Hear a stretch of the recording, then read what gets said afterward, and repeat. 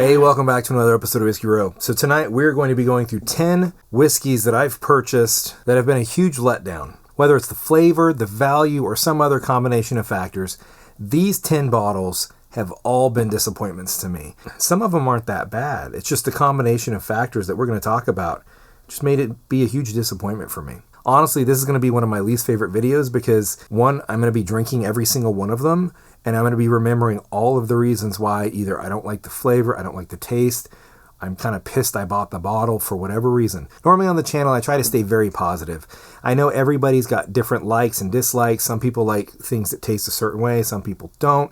We all have different palates, and that's cool. You like what you like, and there's nothing wrong with that. Some of these 10 that we're going to talk about tonight may be something that you like, and that doesn't mean it wasn't a disappointment to me. So before we start down the list of 10, if you like the video, please give me a thumbs up. If you haven't subscribed, please do so. Check me out on patreon.com/whiskeyrow if you feel like supporting the channel. These are not in any particular order. It's not like this is the most disappointing one and this is the least disappointing one. Each are disappointing in their own unique, great ways. So first up tonight is the Breckenridge High Proof Blend.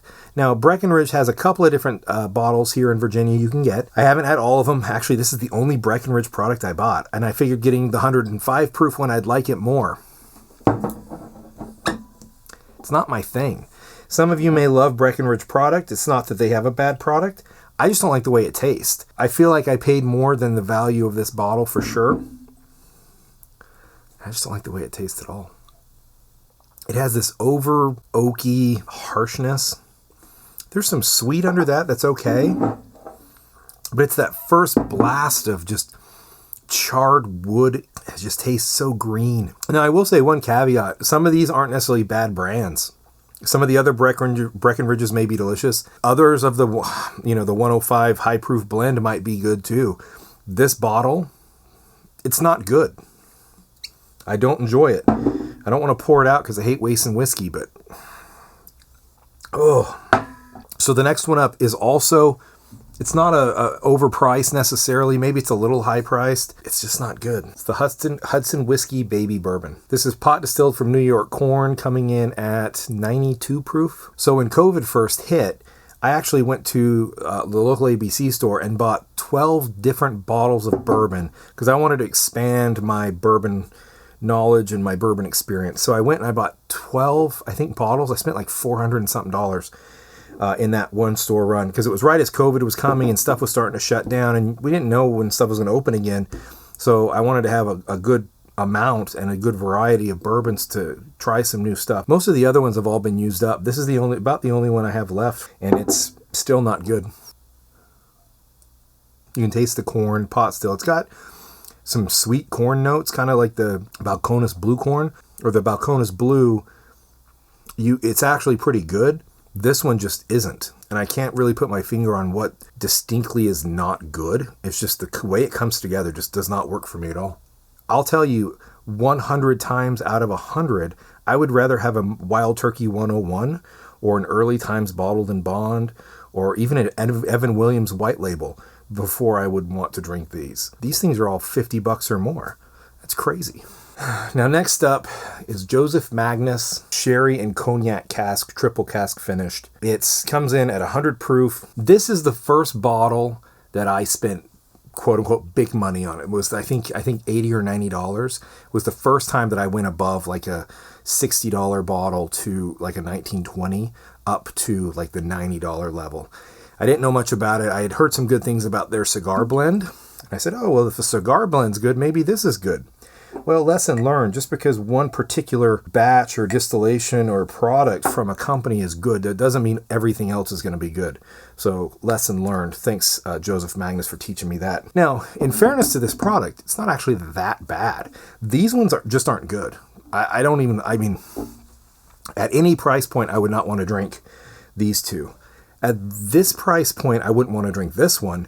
But if this were cheaper, it's not that bad.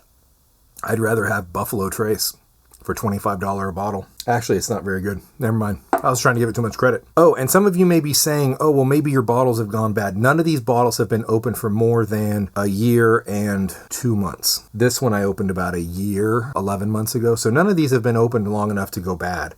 They don't taste like they've gone bad. They just aren't good. They weren't good when I opened them, and they're still not good. Just because something's expensive does not mean it's good. All right, next up is a Woodenville product.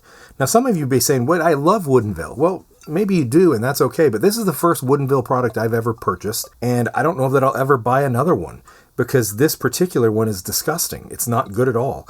Now, this is a North Carolina store pick. So what the North Carolina ABC did is they did 6 different barrel profiles. This barrel is a spicy and hot, and this one is a sweet and bold, and this is a whatever, and they described those flavor profiles. And so I picked the one that sounded good to me, and it was called sweet and spicy or something. I can't even remember now. I was so excited to get this. This was like $70 store pick in North Carolina, and it's totally turned me off from Woodenville. I have no desire to try any of the Woodenville products at this point because this is so bad.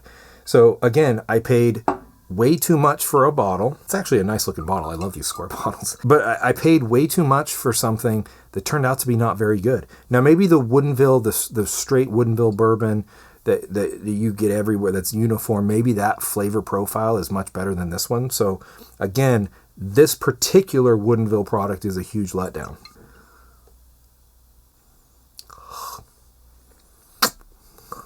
If you're a bourbon lover, you sometimes like a rye because it has this different flavor profile.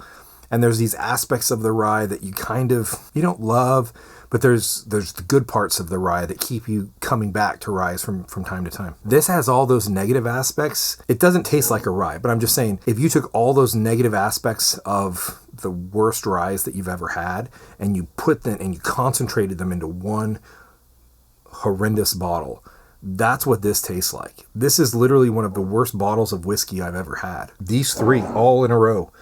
They're not good. Neither's that. This should go over here too. These are all going into they're just not good pile. I mean, there's some sweetness, almost like a maple syrup sweetness, and then just a blast of awful. I mean, it is high proof. It comes in at 120 proof. The lesson learned from this bottle, one is just because a brand is supposed to be good, Woodenville's supposed to be a pretty good brand, doesn't mean that a particular store pick is going to be good. When you start getting into the store picks, you're deviating from the core flavor profile of the product. So Woodenville has a certain flavor characteristic that may be wonderful, but when you go to a particular barrel profile, it's going to be different what the main line tastes like. And this just, it's not good. Do store picks from people, get recommendations from people you trust when you get a store pick. And if it's going to be a different flavor profile than the main line, you got to be careful.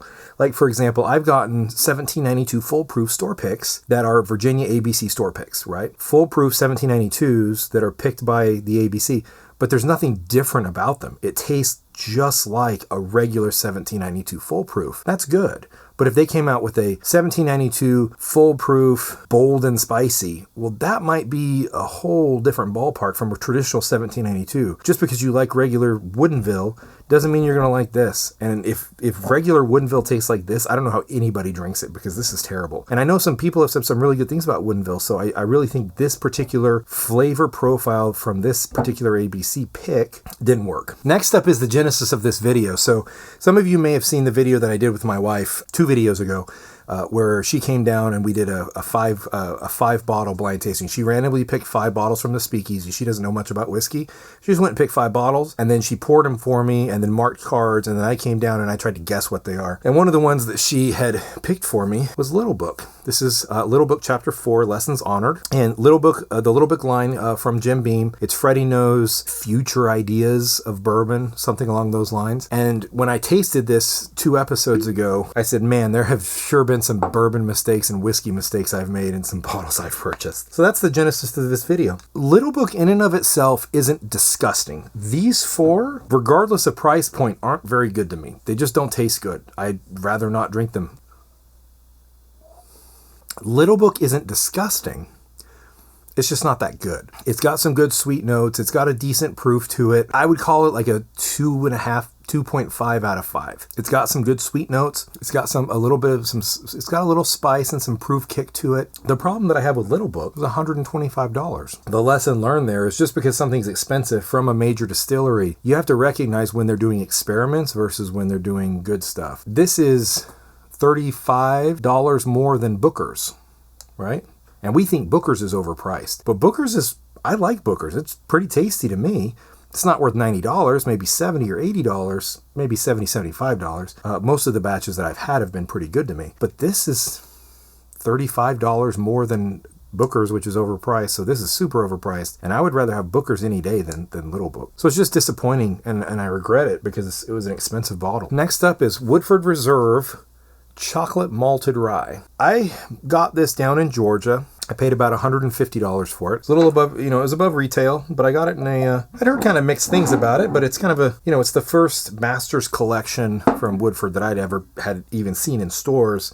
And the price point was such that I was kind of okay to chase it and give it a shot. And it's not good either. So I like Woodford Reserve product generally. Some of the standard Woodford Reserve bottles are really good. This one's not. The Little Book isn't bad, but it's not great. The chocolate malted rye is just a mess. So we call it chocolate malted rye. On the nose, I smell chocolate. So okay, we're good. Chocolate smells good when you get some bourbon with some chocolate in it. It's a good combo. But it's not a rye. It's a straight bourbon whiskey. So that's confusing. It's 90 proof, so the proof's pretty low. It's a limited edition, thankfully. I smell like chocolate and grain. Almost like a Cocoa Pebbles cereal kind of thing. And then I start to pick up some rye notes after that. So you get some sweetness, and then it's like licking chalk. I mean, I do get some chocolate, but then the overwhelming sense and experience is literally like if you took a little stick of chalk from a classroom and you licked it. So the lesson here is that, again, it's an experiment. So if you're paying for somebody else's experiment, make sure you really want to taste the outcome of the experiment, because this isn't good. This is experimental because they used rice, which is different than a regular bourbon. And then this is just whatever they were trying to do with this. I don't even understand this one. And it's not good at all. So you've got two experiments. One is tasty, but just way overpriced. And you have another experiment that's way too expensive and gross. We've got 5 bottles over here that are just not good. They just don't taste good. You have one that actually is decent to drink. It's just way too expensive. I've got this much chocolate malted rye left. I can't choke it down. Seriously, I can't finish the chocolate malted rye. I'm going to have to grab another cup and just dump it. I'm having to eat a cracker just to get that foulness out of my mouth. The next bottle is actually pretty good. So this is